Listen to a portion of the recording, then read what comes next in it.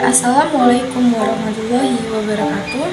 Izin memperkenalkan diri, nama saya Cika Bianca Putri Fani, NPM 23411140 dari Prodi Manajemen kelas B, dari kelompok 11 mata kuliah Matematika Bisnis. Di sini saya akan menjelaskan materi tentang fungsi linear dan bagaimana penerapannya. Fungsi linear adalah jenis fungsi matematika yang memiliki sifat proporsional, yang berarti perubahan dalam satu variabel secara langsung mempengaruhi perubahan dalam variabel lainnya. Fungsi linear sering digunakan dalam ekonomi dan bisnis untuk memodelkan berbagai hubungan antara variabel ekonomi. Kemudian akan disajikan video tentang penjelasan matematika fungsi linear. Di sini kita akan mempelajari fungsi linear. Di sini diberikan dua pernyataan, yaitu Y sama dengan 2x min 10 dan Y sama dengan 4x plus 5. Kemudian di sini X dan Y berperan sebagai variabel. Untuk M adalah gradien, ditunjukkan oleh angka 2 dan 4, dilambangkan dengan M. Kemudian C adalah konstanta, yaitu angka min 10 dan 5. Kemudian bentuk umum dari fungsi linearnya yaitu Y sama dengan mx plus c. Setelah itu kita akan menentukan fungsi linear. Untuk menentukan fungsi linear ada dua metode. Yang pertama metode 2 titik. Untuk bentuknya sendiri yaitu Y min Y1 per X min X1 sama dengan Y2 min Y1 per X2 min X1. Yang kedua yaitu dengan diketahui M atau gradien atau kemiringan dan titiknya yaitu X1 dan Y1. Bentuk umumnya yaitu Y min Y1 sama dengan M dikali X min X1.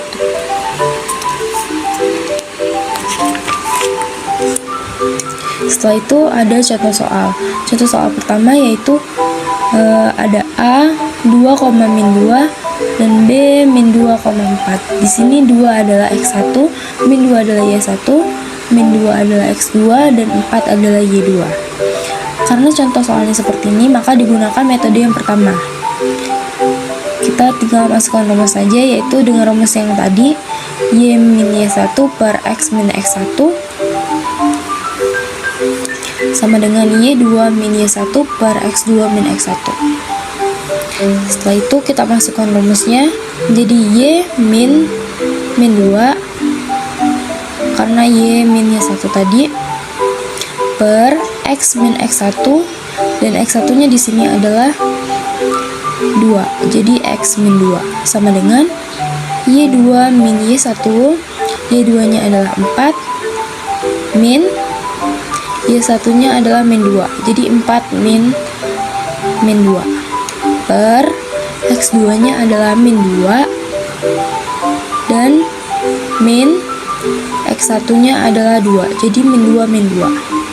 Kemudian dihasilkan Y dikurang min 2 sama dengan, karena sama-sama min menjadi plus, jadi Y plus 2 per X min 2 sama dengan 4 dikurang min 2 min plus min sama dengan plus, jadi 4 tambah 2 per min 2 min 2.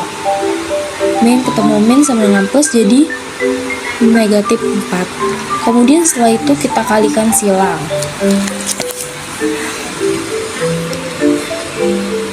Menjadi min 4 dikali Y plus 2 sama dengan 6 dikali X min 2. Di sini negatif 4 kita kalikan dengan Y dan min 4 kali 2. Jadi min 4 kali Y sama dengan min 4Y, min 4 kali 2 sama dengan min 8. Kemudian 6 dikali X sama dengan 6X. Kemudian 6 dikali min 2 sama dengan min 12. Karena hasilnya masih seperti ini dan hasil akhir harus menjadi seperti bentuk umum, yaitu menjadi Y sama dengan MX plus C. Jadi 8 kita pindahkan ruas menjadi negatif 4Y sama dengan 6X min 12 min 8 tadi pindah ruas menjadi plus 8. Jadi kita hasilkan menjadi 4 min 4Y sama dengan 6X min 12 plus 8 itu hasil. Kemudian setelah dihasilkan didapatkan angka negatif 4Y sama dengan 6X min 4. Setelah itu, supaya menjadi bentuk Y sama dengan seperti bentuk umum tadi, maka disederhanakan menjadi sama-sama dibagi negatif 4, yaitu min 4Y dibagi negatif 4, yaitu Y. Kemudian 6X bagi negatif 4 sama dengan min 6 per 4X, dan negatif 4 dibagi negatif 4 sama dengan plus 1.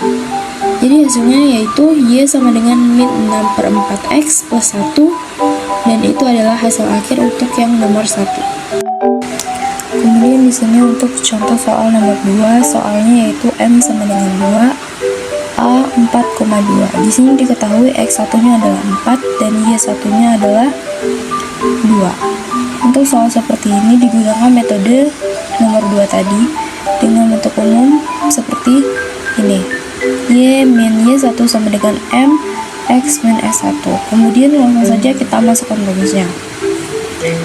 Y min Y1-nya adalah 2 sama dengan M-nya diketahui tadi yaitu 2 dikali X tetap negatif, X1-nya adalah 4, jadi min 4. Kemudian langsung kita kalikan silang dengan hasil Y min 2 sama dengan 2 dikali X 2X, 2 dikali negatif 4 sama dengan negatif 8. Kemudian setelah itu negatif 2 pindah ruas supaya menjadi bentuk Y sama dengan. Jadi hasilnya Y sama dengan 2X min 8, karena negatif 2 tadi pindah ruas menjadi plus 2. Setelah itu hasilnya Y sama dengan 2X min 6, maka hasil akhirnya adalah ini, Y sama dengan 2X min 6.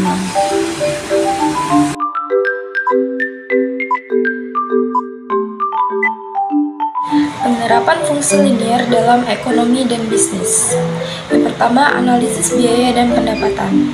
Fungsi linier sering digunakan untuk menganalisis hubungan antara biaya produksi, misalnya biaya variabel per unit, dan pendapatan yang dihasilkan dari penjualan produk. Ini membantu perusahaan untuk mengoptimalkan laba bersihnya. Yang kedua yaitu analisis penjualan dan harga. Dalam bisnis, fungsi linier dapat digunakan untuk menganalisis hubungan antara harga produk dan jumlah produk yang dijual. Ini membantu perusahaan untuk menentukan harga yang optimal. Yang ketiga yaitu break-even analysis. Fungsi linier digunakan dalam analisis titik impas atau break-even untuk menentukan jumlah unit yang harus dijual agar perusahaan mencapai titik impas di mana pendapatan sama dengan biaya. Yang keempat yaitu permodelan permintaan dan penawaran. Fungsi linier sering digunakan untuk memodelkan permintaan dan penawaran di pasar. Ini membantu perusahaan untuk memahami bagaimana perubahan harga atau kuantitas akan mempengaruhi pasar. Yang kelima yaitu analisis investasi. Dalam keuangan perusahaan, fungsi linier dapat digunakan untuk memodelkan pertumbuhan investasi atau pengembalian investasi seiring waktu. Yang keenam yaitu perencanaan keuangan.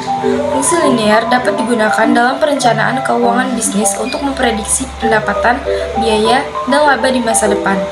Yang ketujuh yaitu manajemen persediaan.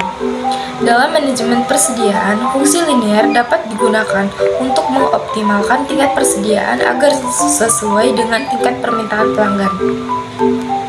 Yang kedelapan yaitu analisis elastisitas harga. Fungsi elastisitas harga adalah jenis fungsi linier yang digunakan untuk mengukur sejauh mana perubahan harga akan mempengaruhi jumlah permintaan atau penawaran suatu produk. Penerapan fungsi linear dalam ekonomi dan bisnis membantu perusahaan untuk membuat keputusan yang lebih baik dalam hal penetapan harga, pengelolaan biaya, perencanaan keuangan, dan strategi bisnis secara keseluruhan. Ini adalah alat matematika yang kuat untuk menganalisis hubungan ekonomi yang proporsional dan dapat digunakan dalam berbagai konteks bisnis.